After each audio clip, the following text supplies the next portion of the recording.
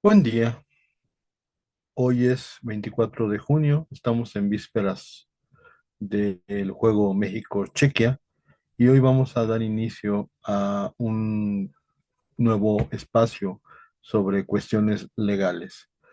Yo soy José Arturo y esto es.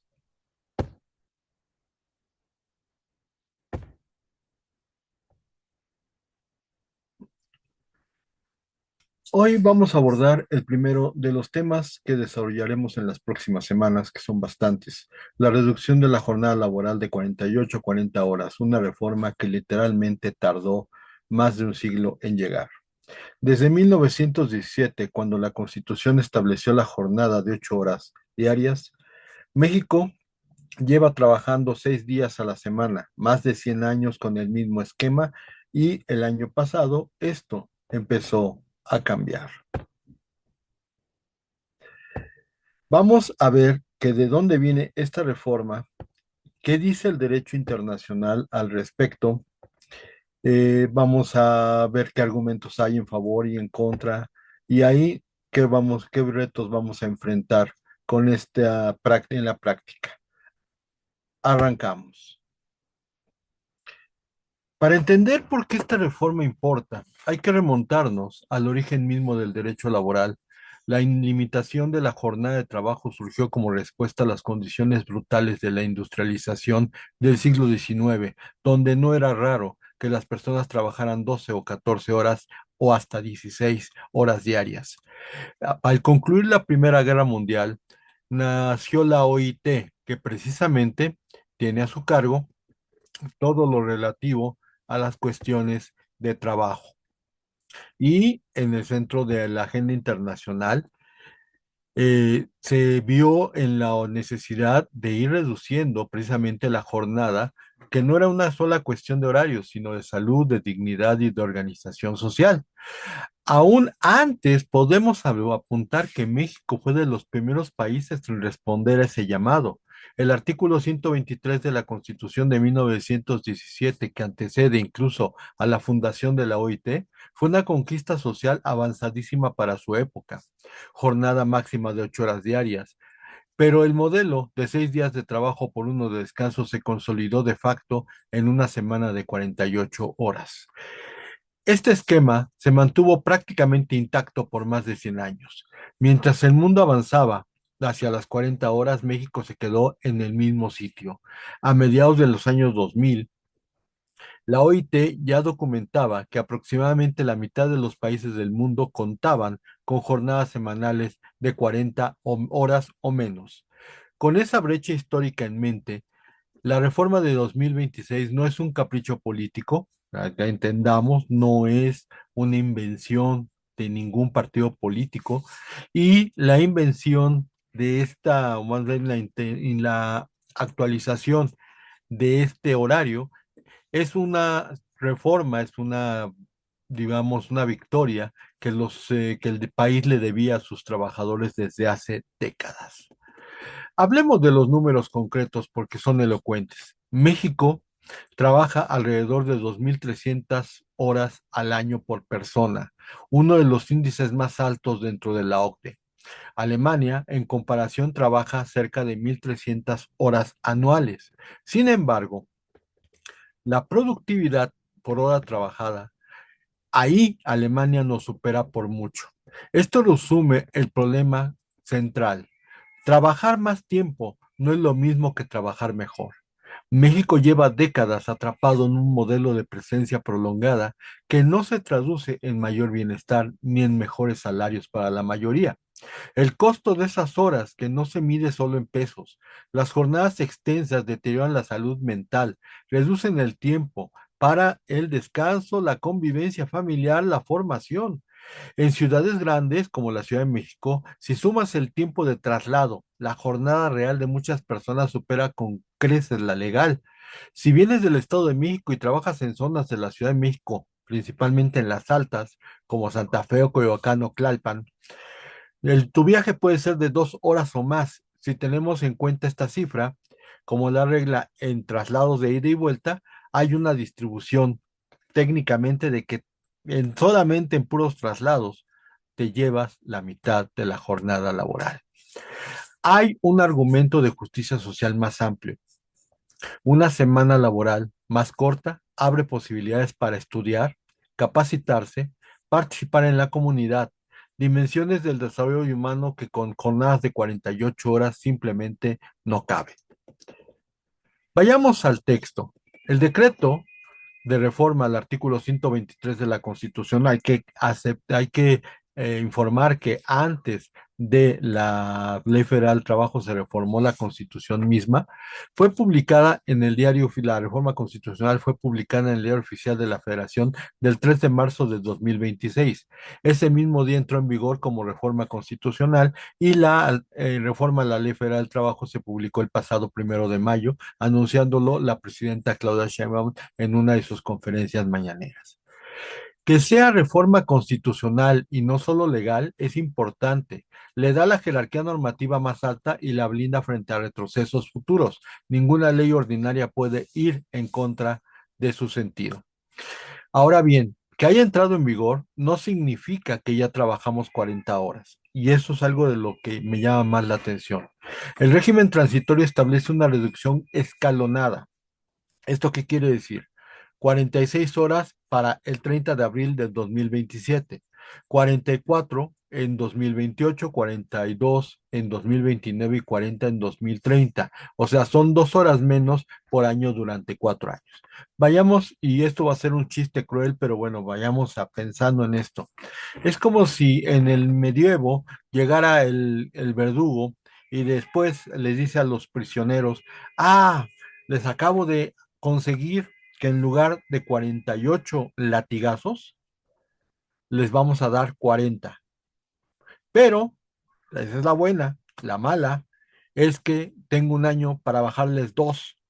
Y esto quiere decir que durante todo el año 2026 y lo que abarca el 2027, los patrones van a ir reduciendo las 2 horas.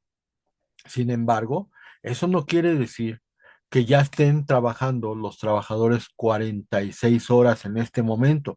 Los patrones van a esperarse y eso llama mucho la atención porque definitivamente no debería ser así.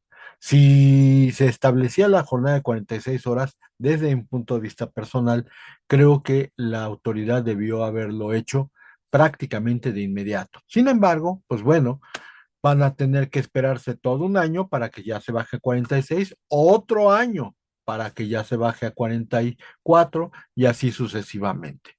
Ahora bien, hay una garantía que vale subrayar. En ningún caso, la reducción de jornada puede implicar la disminución de salarios, prestaciones o cualquier otro derecho ya adquirido. Lo que tienes, lo conservas. Además, el Congreso tuvo un plazo de 90 días para adecuar la Ley Federal del Trabajo, por eso se adecuó el 1 de mayo. Y por eso la reforma se realizó de manera posterior. Esto implica cambios en cómo se calcula el trabajo extraordinario, cómo se regulan los turnos de industrias en operación continua, cómo se adaptan los contratos colectivos.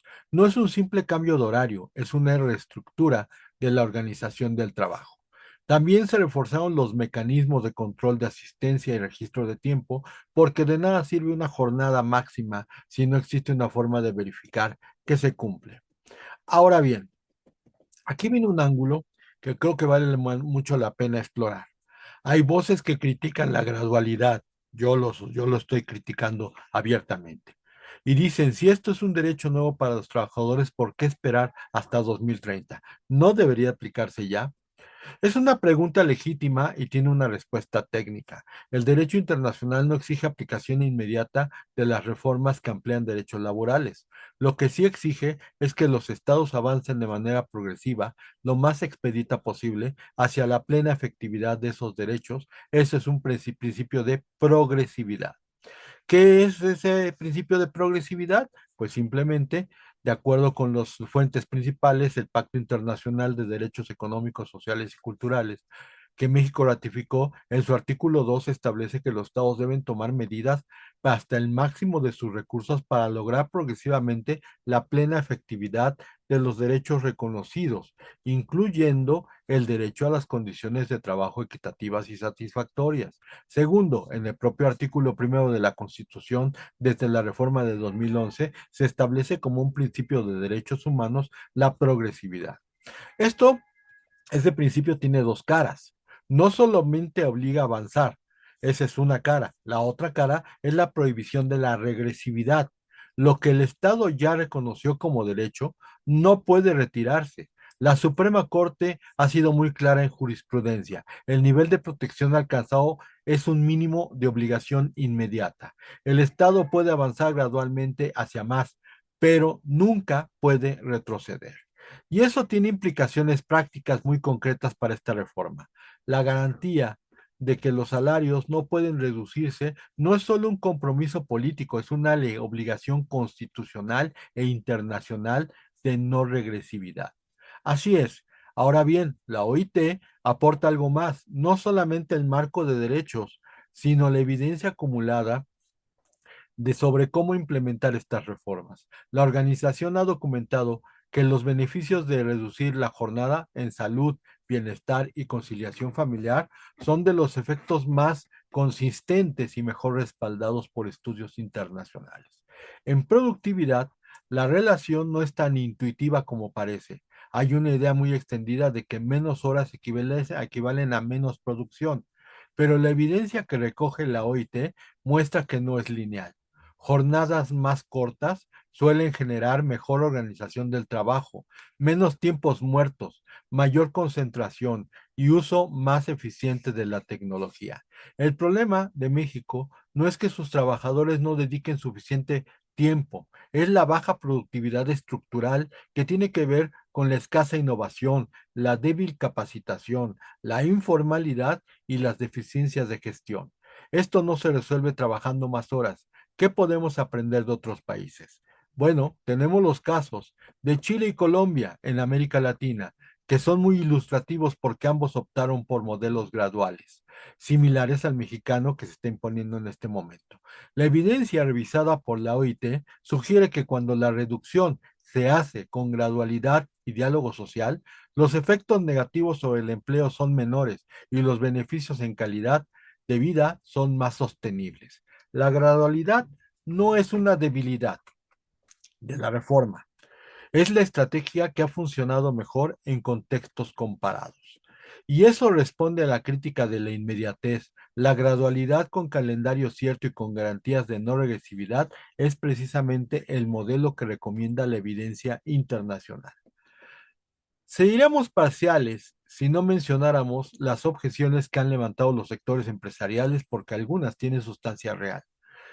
El principal argumento es el costo. Para muchas empresas, trabajar menos horas sin reducir salarios significa reorganizar turnos, contratar personal adicional o pagar más horas extras. Y eso presiona los márgenes, sobre todo en micro, pequeñas y medianas empresas que ya operan con recursos limitados.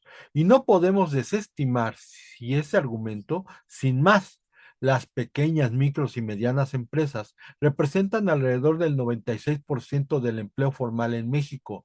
Si la reforma no viene acompañada de apoyo técnico y orientación para ellas, el riesgo de incumplimiento o de desinformalización es real.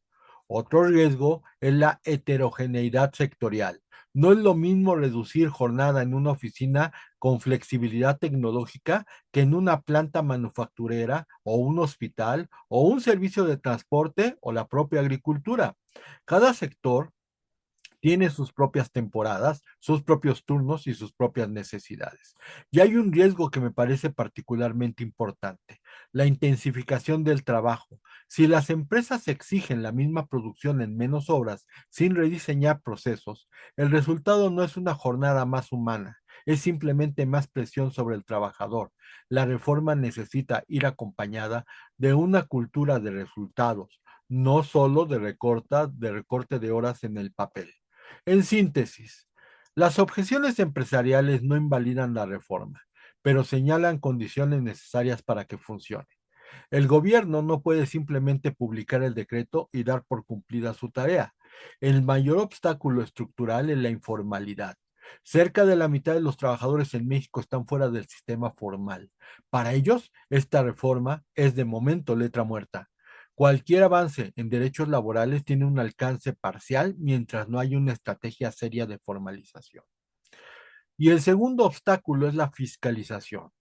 La inspección laboral en México ha sido históricamente insuficiente, sin capacidad real de vigilar el cumplimiento. Algunos empleadores pueden mantener jornadas largas bajo formas de simulación, disponibilidad permanente no registrada, trabajo informal fuera de contrato o simplemente subcontratación irregular. De ahí que la gradualidad por sí sola no garantiza el éxito. Cada etapa tiene que venir con evaluación, supervisión y ajustes oportunos. El calendario hasta 2030 es vinculante, pero tiene que haber alguien que verifique que se esté cumpliendo. El tercer elemento es el diálogo social. Las reformas sociales de esta magnitud funcionan mejor cuando se construyen con participación de sindicatos, de empleadores, de especialistas, autoridades y no para cerrar y no como negociación que diluya el derecho, sino como un proceso que lo hace más sostenible y legítimo en la práctica.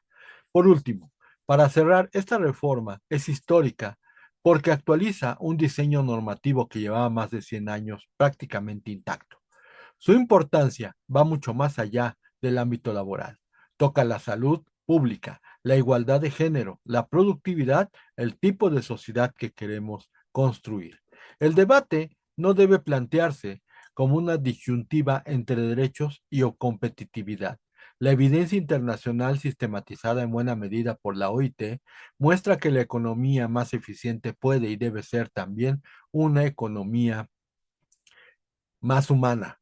Avanzar hacia las 40 horas no es un privilegio, es una expresión elemental del derecho al descanso y a una vida laboral compatible con la dignidad.